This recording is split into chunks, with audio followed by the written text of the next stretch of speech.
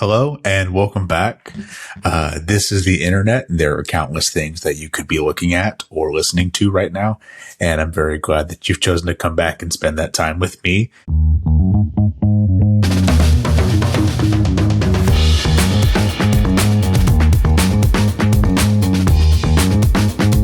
The agent from this video talking about his past experience in being an undercover FBI agent, he discussed 5 steps whenever he was about to go into an undercover operation.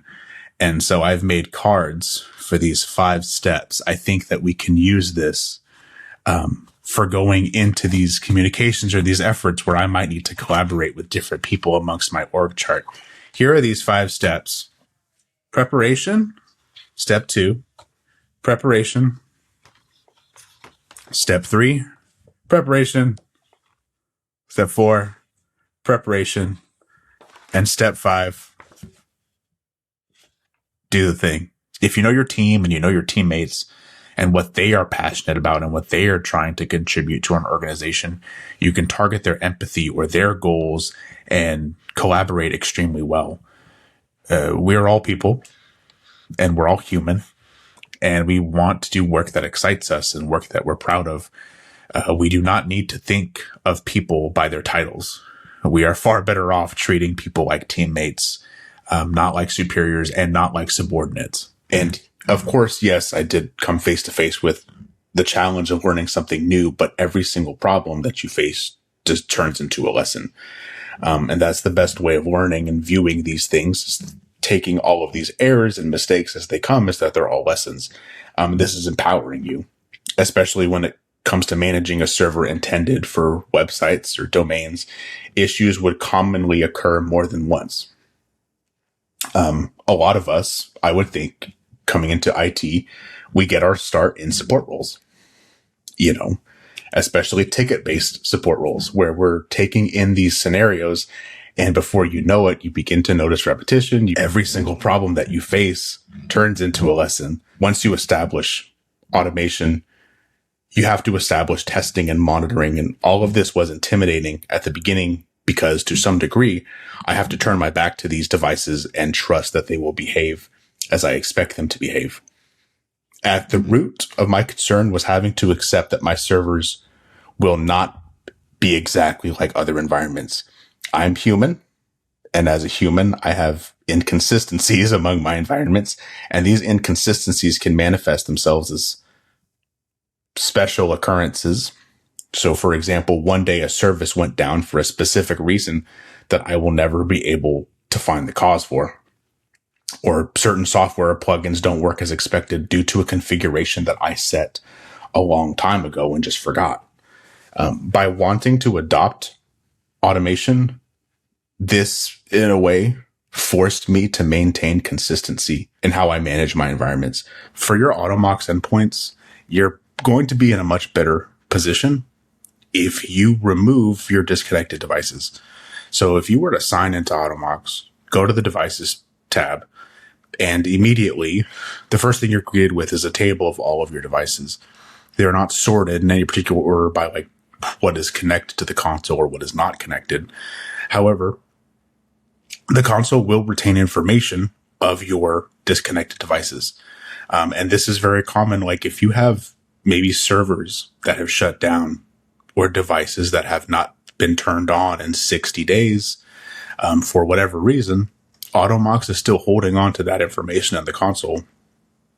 Because of this, you might benefit from your reporting, like your pre-patch reports or anything really, to kind of clean up some of those disconnected devices. But third-party overrides allows you to use a worklet to set a file that's local to your devices. And that local file is read during the patch policy or the patch run for third-party programs. So that way, if a certain title is running, but you need it to be stopped so that it can be patched, you can manually add the program to that worklet so that it's saved to that file. That file is read during the patch run, and then it would be closed if necessary. For example, if you have multiple applications that do succeed, but Notepad++ cannot patch because it's running, you might not be getting super accurate results because it was just one program that caused the entire policy run to be a failure. I think checking your activity log and other reports that you have available from AutoMox would be a really good starting point to just see what type of changes you can make to kind of see a higher success percentage from some of your policy runs. So visibility really is the starting point of effective endpoint management. Visibility isn't just about a list of devices, but it's about understanding their status. Visibility puts you in a proactive rather than a reactive position to control your network. And with that being said, visibility and reporting kind of go hand in hand. The problem with most IT reports is that they're extremely complex. With having more data-driven tools, reporting evolves into something much more actionable. Having compiled data-driven visibility or accurate reporting and understanding asset intelligence of what is involved in your network, this kind of allows you to just really make very clear action items and well-defined action items. For example, a device with outdated antivirus software might be flagged with a medium risk score, while an endpoint lacking the latest OS patch gets a high risk designation. By using effective risk scores, your IT team can focus their efforts on what is the most pressing threat. And I know that the theme of data-driven endpoint management is to really empower IT organizations with insights that lead to action. So focus on asking yourself these questions. Do I have good visibility to see compliance and vulnerabilities being tackled over time? Are my reports clear and they're showing that my endpoints are healthy? And does this tool show me where actions need to be taken by my IT team? Helping your IT team make informed decisions every day with the help of dashboards that point you towards risks to prioritize or assets to optimize and costs to manage. When I first started in my IT career, my job was customer experience focused. So it's not like super technical. So you don't think about things in small steps, if you know what I mean. You think about it like, go to Salesforce and get this thing. But then once you do it 500 times, you're like, okay, what step of this can I actually save? Like, instead of it becoming log into Salesforce and go to this page, it becomes, I have to go to the login, then go to this page, click on this button, select this filter. You don't think about it in tiny little baby steps yet. I think that you got to get that mindset too of like, for sure. Yeah. How do I break this down? My favorite part is destroying a server and starting over. That's that's my favorite thing. So if somebody created this project and they got hit by a bus, would we be able to maintain that project? And obviously I don't want anyone to get hit by a bus, but it raised a good point. If somebody had to resume this project or use it in a customer environment, can it be used? Yeah. Can it be understood? The documentation is vital for that. Another thing that is said in the cybersecurity basics is the topic of zero trust. Zero trust basically meaning I want to verify everything.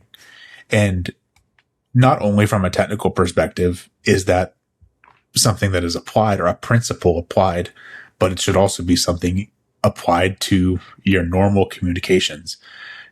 It all starts with the personnel of a company wanting to protect themselves and just be mindful of information that they're giving out. And I don't know if this person will ever listen, but one of my senior teammates named Jillian asked me to lunch.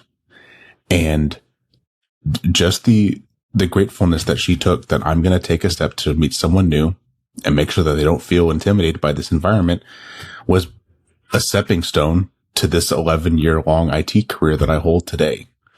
And I'm really thankful for having a support system at home that encouraged me to continue learning, that encouraged me to take time for myself, to read books or take online courses, or even just on days where I got my butt kicked from tickets or maybe really difficult customer calls, really anything, I had a support system to go home to, say how thankful they were for me and the hard work that I was doing, or seeing my hard work as encouragement for them. I'm thankful for that too, because gratitude doesn't just have to be in the workplace. And I had to learn that asking for help, is not a sign of a weakness. It's a very healthy thing for you to grow. On behalf of Automox, thank you for giving me your time. Be kind to yourself at work and at home, and I'll see you next time. Thank you.